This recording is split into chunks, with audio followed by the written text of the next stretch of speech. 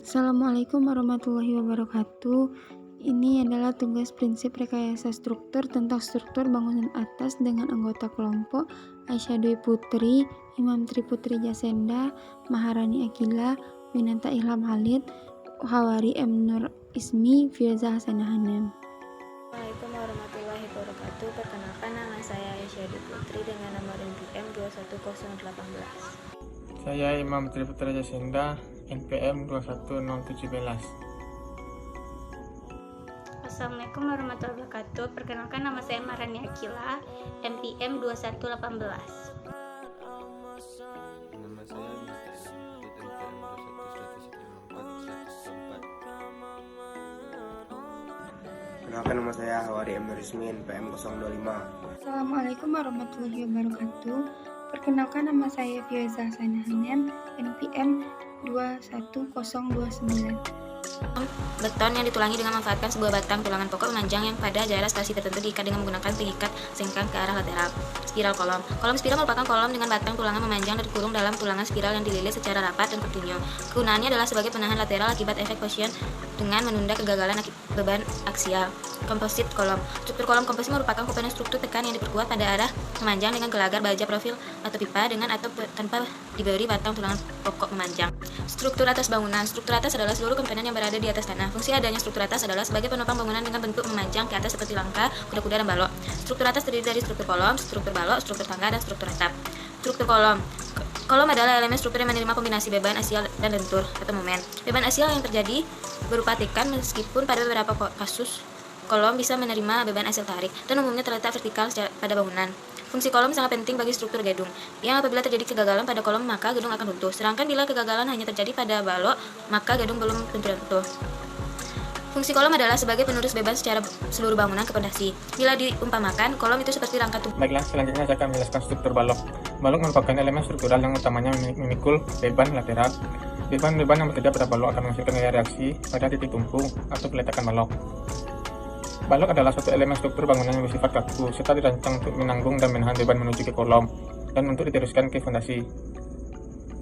Selain itu, balok juga berfungsi untuk mengikat antar kolom supaya kuat dari gaya horizontal.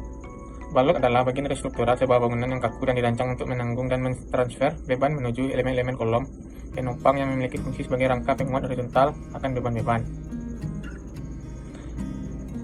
Jenis balok ada 6, yaitu yang pertama balok sederhana. Balok sederhana adalah sebuah balok yang Tentang struktur plat lantai.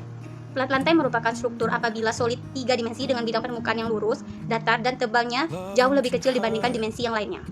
Struktur plat biasanya dimodelkan dengan 3 elemen dimensi yang tebal, panjang, dan lebar. Plat lantai adalah struktur bangunan yang bukan berada di atas tanah secara langsung. Artinya, plat lantai terletak di 3 tingkat, 2 tingkat, 4 tingkat, dan seterusnya. Dalam pembuatannya, struktur ini dibingkai oleh blok beton yang kemudian ditopang kolom-kolom bangunan. Beberapa fungsi dari plat lantai yaitu, yang pertama, pembatas antara lantai dan lantai bawah. Yang kedua, tempat menginjak penghuni untuk di lantai atas. Yang ketiga yaitu peredam suara dari lantai atas maupun lantai bawah. Yang keempat, sebagai pengaku konstruksi pada bidang horizontal. Berikut adalah gambar dari plat lantai. Selanjutnya itu jenis plat lantai. Yang pertama, plat lantai beton. Plat ini dibangun dengan menggunakan material beton bertulang yang memiliki kemampuan unggul dan lebih kuat. Ketebalan minimal plat yang dibuat dari beton adalah sebesar 12 cm untuk bagian lantai dan plat atap sekitar 7 cm. Yang kedua yaitu plat lantai kayu. Papan kayu yang umumnya digunakan untuk membuatkan plat ini memiliki ukuran lebar sekitar 20-30 cm dengan tebal 2-3 cm. Untuk panjang papan yang digunakan biasanya disesuaikan dengan kebutuhan kita. Kelebihan plat ini adalah anggaran dikeluarkan relatif kecil, bobotnya ringan dan gampang dibuat. Yang keempat yaitu plat kayu semen. Sesuai dengan namanya, plat ini dibuat dari potongan kayu dengan ukuran sekitar 80-90 cm yang dicampur dengan bahan semen. Ini merupakan bahan bangunan yang terbilang cukup baru, sehingga masih jarang digunakan untuk bahan pembuatan struktur plat lantai. Struktur tangga jadi lantai. Dalam Kamus Besar Bahasa Indonesia, tangga adalah tumpuan bentuk dari kayu, papan, batu, dan sebagainya. Sementara dalam teknik konstruksi, tangga adalah struktur konstruksi yang dirancang dibuat vertikal dalam jarak tertentu. Pembuatan tangga tidak bisa dilakukan sembarangan. Ada syarat-syarat seperti ukuran dan tinggi tangga agar nyaman. Idealnya ukuran lebar tangga yang standar adalah berukuran cm dengan tinggi 20 cm dan 7 cm. Jika ada atau bahkan time's forever frozen still, so you can keep me inside the pocket of your ripped jeans, holding me closer till our eyes meet. You won't ever be alone, and if you hurt me, that's okay, baby. Only words bleed inside these pages. You just hold me. I won't ever let you go. Wait for me to come home. Wait for me to come home. Wait for me to come home.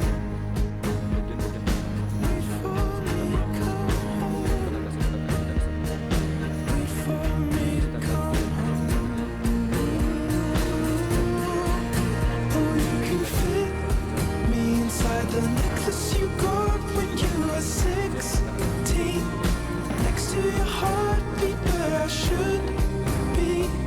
Keep it deep within your soul, and if you hurt me, well, that's okay, baby. Only words bleed inside these pages. You just hold me. I won't ever let you go.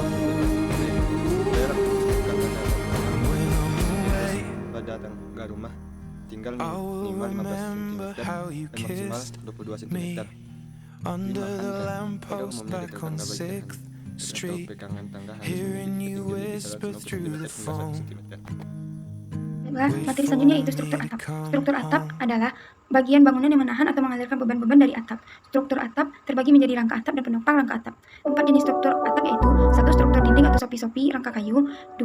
Kuda-kuda dan rangka kayu, 3. Struktur baja konvensional, 4. Struktur baja ringan. Penutup atap. Penutup merupakan bagian yang menutupi atap secara keseluruhan sehingga terciptalah ambang atas yang membatasi kita dari alam luar. Ada berbagai pilihan penutup atap dengan pilihan bentuk dan sifat yang berbeda. Dua faktor utama yang harus dipertimbangkan dalam pemilihannya adalah faktor keringanan material agar tidak terlalu membebani struktur bangunan, dan faktor keawetan terhadap cuaca seperti angin, panas, dan hujan. Faktor lain adalah kecocokan atau keindahan terhadap desain rumah. Ukuran dan desain dari penutup atap juga memberi pengaruh pada struktur, misalnya konstruksi kuda-kuda, ukuran reng, dan sudut kemiringan. Selanjutnya itu komponen pelengkap. Elemen pelengkap pada atap selain berfungsi struktural juga estetis. 1. Talang. Saluran air pada atap yang berfungsi mengarahkan air agar tidak jatuh ke tanah disebut talang. Talang dipasang mendatar mengikuti tiris atap, kemudian dialirkan ke bawah melalui pipa vertikal. 2. List plank. Dari segi konstruksi, list plank menciptakan bentuk girit atau kokoh tidak berubah dari susunan kasau. Pada pemasangan rangka penahan atap, batang-batang kasau yang ditahan oleh paku dan ada kemungkinan posisi bergeser, disinilah list plank berfungsi untuk mengunci susunan kasau tersebut agar tetap berada pada tempatnya. Dari segi estetika, fungsinya yaitu menutupi kasau yang berjajar di bawah susunan genteng atau bahan penutup atap lainnya. Maka tampilan pada atap bagian tepi akan terlihat rapi oleh kehadiran list plank. Bagian-bagian atap. 1. Kuda-kuda, yaitu penopang rangka yang dibuat oleh balok kayu berbentuk segitiga. Fungsinya sebagai penyangga rangka atap diletakkan pada bagian bawah rangka atap. Yang kedua, gording, yaitu balok kayu yang diletakkan berada di atas kuda-kuda. Fungsinya sebagai penyangga atau dudukan kasau, juga sebagai penghubung antar kuda-kuda. Usuk atau kasau. Kasau adalah balok kayu yang diletakkan melintang di bagian atas gording. Kasau berfungsi untuk membuat irisan atau atap lebih dan ukurannya dapat diatur sesuai keinginan. Reng. Bagian atas kasau terdapat sebuah kayu yang melintang. Kayu tersebut dinamakan sebagai reng. Fungsinya yaitu mengaitkan dan menahan penutup atap seperti genting, metal, pasir, atau penutup lainnya. 5. Reng balok atau balok dinding adalah balok yang diletakkan pada bagian puncak dinding. Fungsinya itu menahan dan menjaga kuda-kuda tetap kokoh. List plank tirisan. List plank tirisan adalah papan tegak yang dipasang pada bagian bawah kasau. Konstruksi ini berfungsi sebagai pengikat ujung kasau agar susunannya tidak berubah. List plank ujung gavel, yaitu sebuah papan tegak yang digunakan pada sepanjang ujung gavel. Fungsinya yaitu melindungi gording dan reng dari air, hujan, dan sinar matahari. Pelapis atap yang berada di atas kasau yang berwujud lapisan kedap air. Penutup atap, yaitu komponen teratas pada atap dan bersinggungan langsung dengan udara luar. Terima kasih. Assalamualaikum warahmatullahi wabarakatuh.